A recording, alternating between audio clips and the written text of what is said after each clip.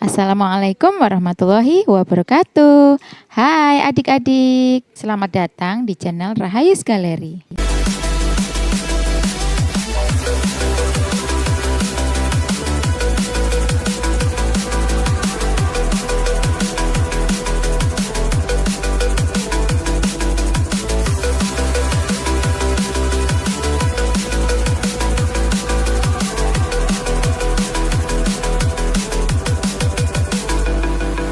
Hai adik-adik, pada pertemuan lalu kita sudah membahas bagian bunga di kelas 6. Bagaimana dengan jawaban dari pertanyaan tentang tebak-tebakan kemarin? Pasti kalian sudah tahu jawabannya kan? Iya, betul sekali. Jawabannya adalah tangkai bunga. 100 untuk adik-adik. Nah, sekarang kita lanjut menyambungkan dari pembelajaran kemarin bahwa jika ada benang sari yang menempel pada kepala putik, maka akan terjadi proses penyerbukan. Proses penyerbukan itu sendiri adalah bagian dari perkembangbiakan tumbuhan. Berikut kita akan simak perkembangbiakan tumbuhan dengan cara generatif dan vegetatif. Sumber belajar kita masih dengan buku tematik kelas 6. Sekarang kita harus tahu dulu apa perbedaan generatif dan vegetatif. Apa ya generatif itu? Generatif, tipsnya ada di kata kunci. Generasi, setiap generasi lahir dari perkawinan. Itu tips mudah mengingat. Generatif adalah proses perkembangbiakan tumbuhan dengan cara kawin, yaitu meleburnya sel kelamin jantan dan sel kelamin betina. Nah, contohnya seperti penyerbukan tadi. Ketika serbuk sari sebagai sel kelamin jantan jatuh pada kepala putik sebagai sel kelamin betina, maka ini terjadi perkembangbiakan secara generatif. Bagaimana? Sudah mengerti bukan? Jika sudah mengerti, selanjutnya kita akan bahas tentang vegetatif. Vegetatif, jangan lupa ingat tipsnya. Kita gunakan kata kunci, yaitu vegetatif adalah kebalikan dari generatif. Jika generatif mengalami proses peleburan sel kelamin jantan dan betina, maka vegetatif tidak mengalami hal yang serupa. Jangan lupa dicatat. Vegetatif adalah perkembangbiakan tumbuhan tanpa mengalami proses peleburan sel kelamin jantan dan betina. Jadi, bagaimana? Sudah paham? Sebelum ke contoh vegetatif, kalian harus tahu dulu macam-macam vegetatif. Vegetatif dibagi menjadi dua, yaitu vegetatif alami dan vegetatif buatan. Vegetatif alami tanpa ada campur tangan manusia. Sedangkan vegetatif buatan ada tindakan dan campur tangan manusia dalam proses perkembangbiakannya. Berikut ini perhatikan contohnya ya. Vegetatif alami, kata kuncinya adalah alam, yaitu berkembang biaknya secara alamiah. Tidak ada sama sekali campur tangan manusia, semuanya terjadi dengan sendirinya. Hanya alam yang bisa mengatur.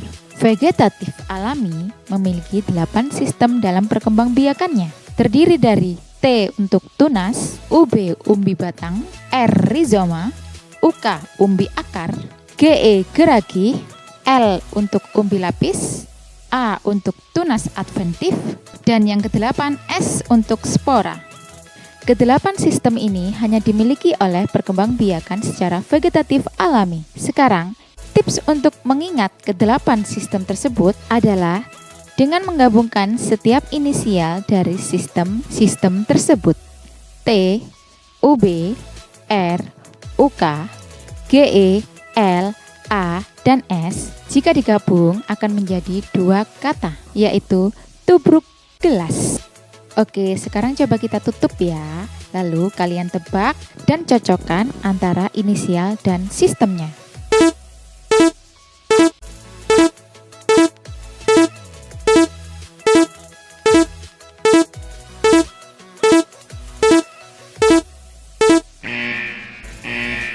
Waktu habis, bagaimana? Betul tidak?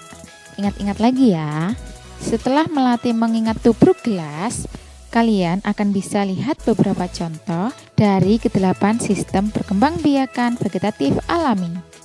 tubruk gelas. Kita mulai dengan huruf T, tunas. Sistem perkembangbiakan dengan tunas, contohnya yaitu pohon pisang. Ini adalah contoh bentuk tunas ketika secara alami ia tumbuh di sebelah pohon pisang lainnya. Contoh lainnya yaitu tunas bambu. Tunas ini tumbuh juga secara alami di sekitar bambu lainnya. Kita lanjut ke sistem UB, umbi batang. Contoh perkembangbiakan vegetatif alami dengan sistem umbi batang adalah ubi jalar, kentang, dan juga bengkoang. Ketika batang tumbuh di dalam tanah, batang akan mengembang dan membentuk suatu umbi. Umbi batang kaya akan karbohidrat sebagai cadangan makanannya. Nah, sekarang kita ke R, rizoma. Biasa disebut sebagai akar tinggal atau rimpang. Contohnya jahe, temulawak, lengkuas, dan kunyit.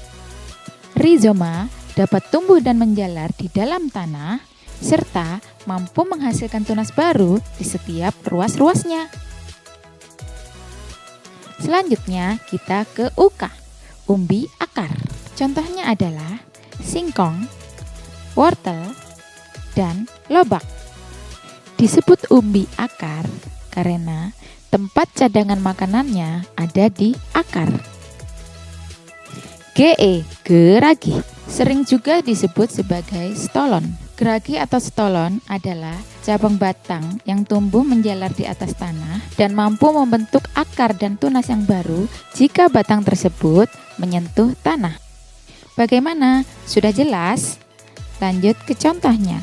Rumput teki adalah contoh yang paling sering kita jumpai. Stolon atau geragih pada rumput teki bentuknya seperti ini. Ia adalah cabang batang baru yang kemudian muncul akar dan tumbuh tunas yang baru. Begitu seterusnya, geragih atau stolon akan menjalar sepanjang yang dia inginkan.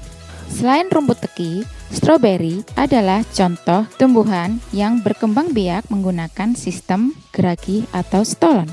Nah, tanaman pegagan atau ada juga yang menyebutnya antanan, ini juga mengalami perkembangbiakan dengan sistem stolon atau geragih seperti stroberi dan rumput teki. Ini adalah gambar sistem geragih atau stolon pada stroberi dan pegagan. Proses menjalarnya sama seperti rumput teki ya. Selanjutnya L untuk umbi lapis. Kalian tahu bawang merah? Iya, bawang merah adalah salah satu contoh dari umbi lapis.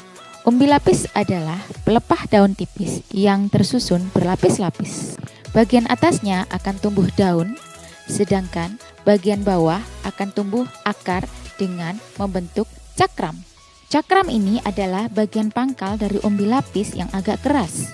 Cakram sebenarnya adalah bagian batang.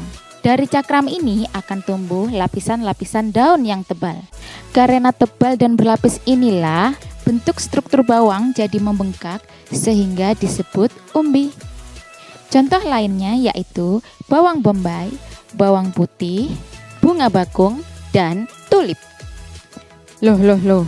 Kok bunga tulip masuk ke dalam umbi lapis ya? Tulip merupakan tumbuhan tahunan berumbi yang tingginya 10-70 cm. Tulip dapat berkembang biak dengan umbi dan biji. Jika ditanam dari umbi, tulip hanya butuh waktu 1 tahun untuk berbunga. Kalau pakai biji, 5-7 tahun baru berbunga. Ingat ya, umbi, bukan ubi. Umbi adalah salah satu sistem perkembangbiakan dari vegetatif alami. Makanya sering disebut umbi-umbian. Lanjut A. A untuk adventif.